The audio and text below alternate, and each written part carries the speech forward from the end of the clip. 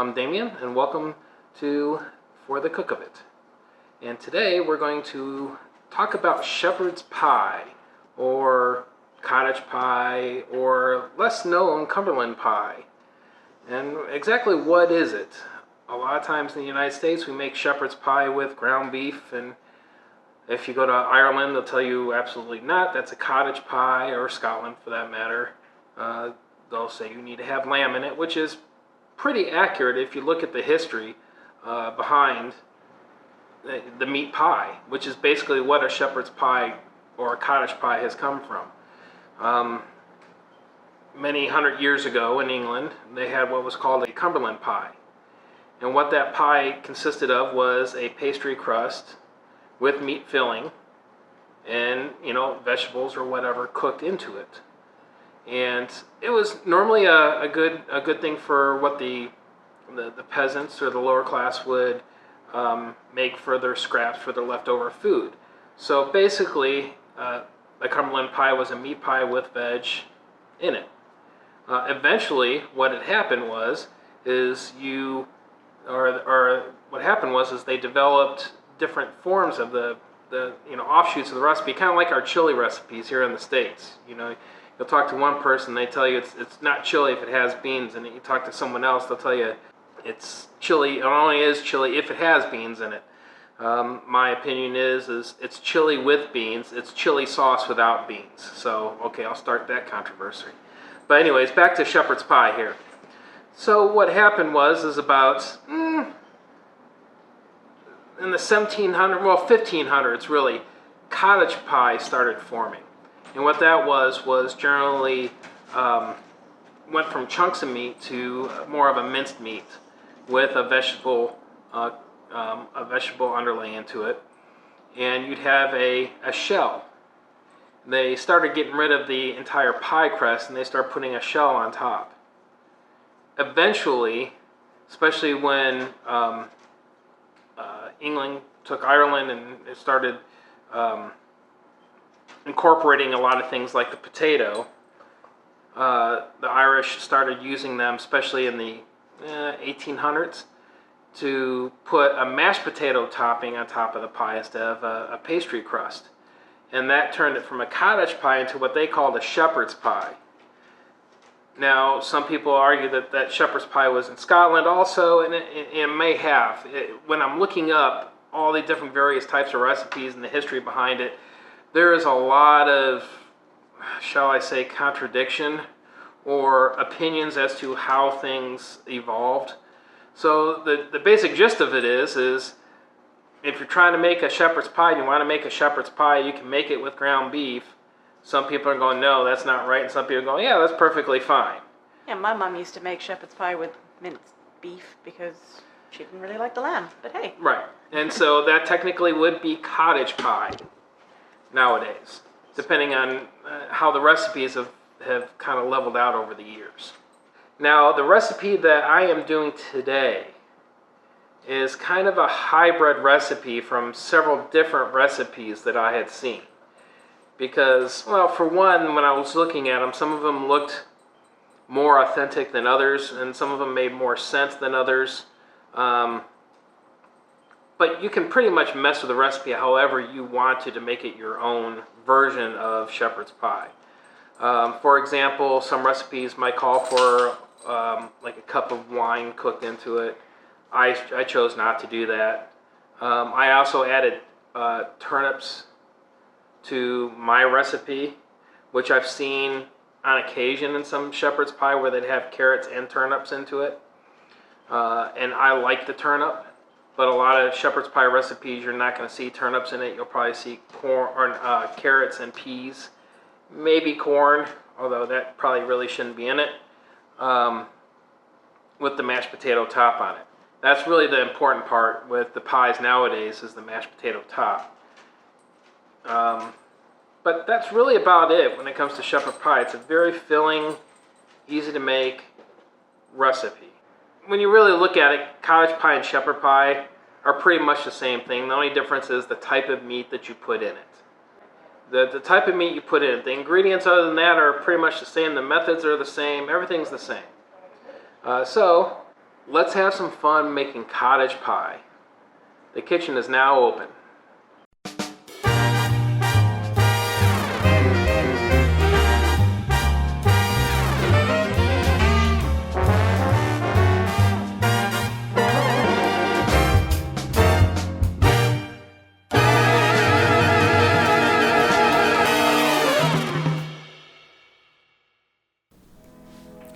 Alright, let's get the ingredients together. This is going to be fun. Make sure you capture this screen, pause it so you can get all the ingredients you need, and we'll get started. First, let's get everything prepped. Let's get your onions cut up and get ready for chopping. I always cry when I have to do this. Potatoes, chop those up, get them ready for boiling. It's always good to chop them evenly. They'll cook evenly and fast. The rosemary, I cut up about a tablespoon of fresh rosemary. I absolutely love that. Maybe 2 tablespoons. Get your beef broth together. Basically measure all your liquids out. Bay leaves. Fresh garlic. Can't have enough of that. Especially a good yield for my garden this year, so I should have tons of fresh garlic for my cooking. And tomato paste. Always helps to flavor up that beef. Worcestershire sauce. Flour. Milk. Get the cheese, the butter, and my handy little guillotine used to chop up all my onions, carrots, turnips, celery, everything that needs to be added veg-wise into my meat. Makes it nice and consistent, will cook evenly and quickly. Get my mashed potatoes all boiled up, mashed and ready to go. Adding my milk, my butter, salt, pepper.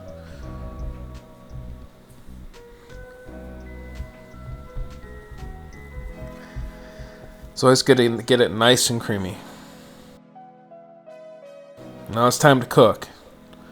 Let's brown up the garlic and the onions. Get those softened up a couple of minutes till they start turning translucent. Maybe getting a little bit of a caramelization to them. And now that these are softened up, we'll add our carrots, turnips, celery into the onions and garlic. And we'll cook those for probably about 5 to 10 minutes, depending on how long it takes to get them partially softened. You don't want them to get mushy yet, you just want to soften them up a bit so that when you go to cook them, they'll cook all the way through. And it's good to season it up, a little salt and pepper, and just stir it every couple of minutes till they get nice and tender, or semi-tender. And now we'll add all of our meat and start chopping it up to brown.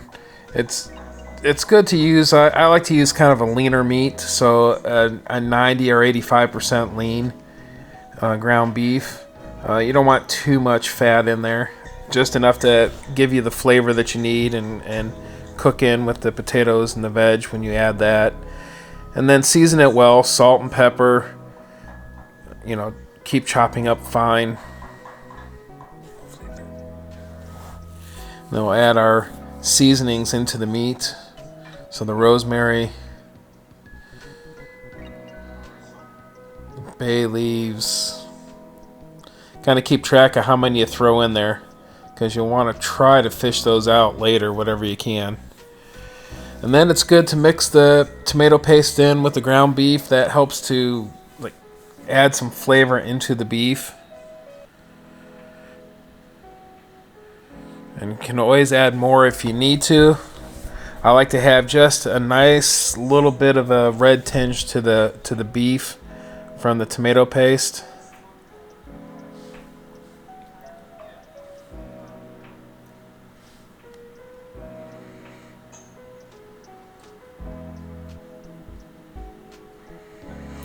And just cook it till it's well brown. Then add your flour.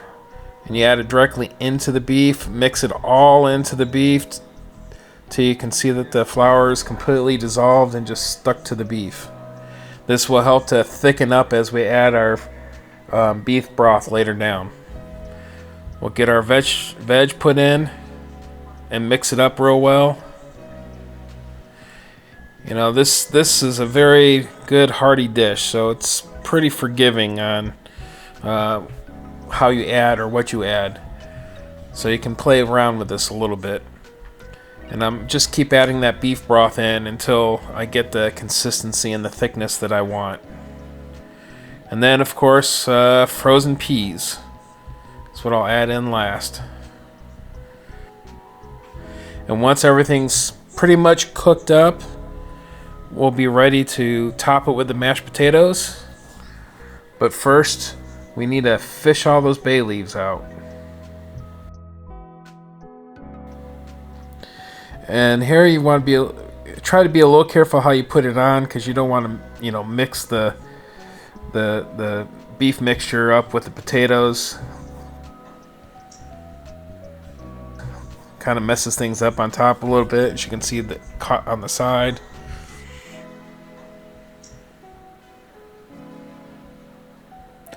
And please make sure you use good hot heat gloves when you're picking your cast iron skillet up, because it will be really hot. And next we're going to place it in the oven with a tray underneath, because it will bubble over. And we'll set the oven to 425 for about 25 minutes. And we'll cook it till it's golden brown on top.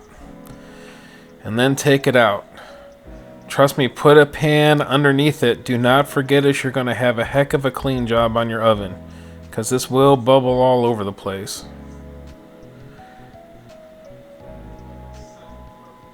Now we're going to let it set for a couple minutes, and then we're going to, cut this thing open just like a pie, but with a spoon.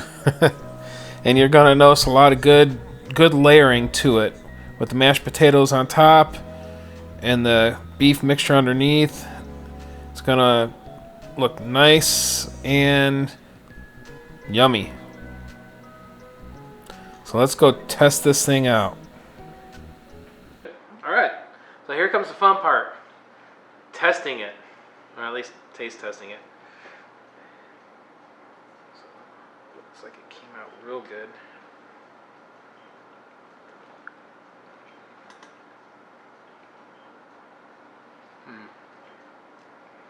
Oh yeah.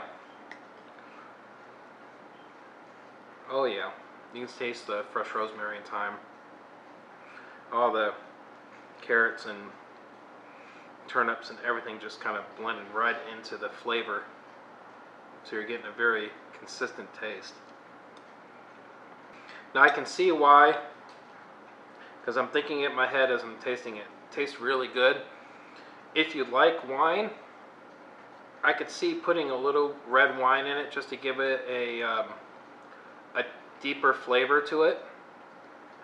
But the rosemary and thyme and the bay leaves and the garlic and the onion, all that really help to give it a good flavor.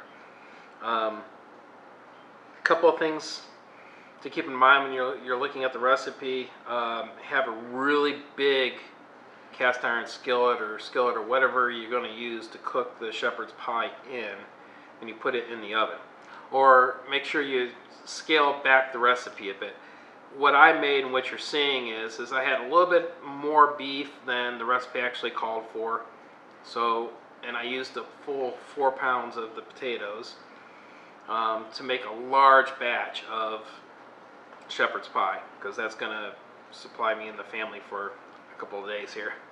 We've got a busy week ahead of us, so easy to reheat. So, for the most part though, it turned out perfectly. I hope you enjoyed trying to see how I made it. Make it your own. Try a few different things. Let me know in the comments what you tried, how it turned out, what you thought. The one thing I'd suggest is always try to make the recipe first, how you see it, and then adapt it from there when you get a good idea of how it actually turned out. Because then you can kind of adapt flavors and do things like that. There's some things I'll do differently to probably my next shepherd pie that I didn't do in this one, just to make it until I get it to a point where I think it's absolutely perfect. So the one good thing about this recipe is that you can do it in different ways. You can make it your own. So what would be really nice is when you try this, please respond back in the comments and let me know what you did and how it turned out. I'd love to hear from you. I mean, that's what this channel is all about, is, you know, to say, for the cook of it, let's do it. Let's have some fun and enjoy what we're making. And make sure you like, subscribe, comment, share, send it to friends to like, subscribe, comment, and share. Whatever you need to do to like, subscribe, comment, and share multiple times. Yes, I will keep saying that until at least we get 1 million. Then, you know, I'll be okay then. I'm not greedy, just 1 million. That's all I ask. But for now, I'm going to really sit back and enjoy eating my shepherd's pie. And I hope you try this recipe out and can enjoy it as well. The kitchen is now closed.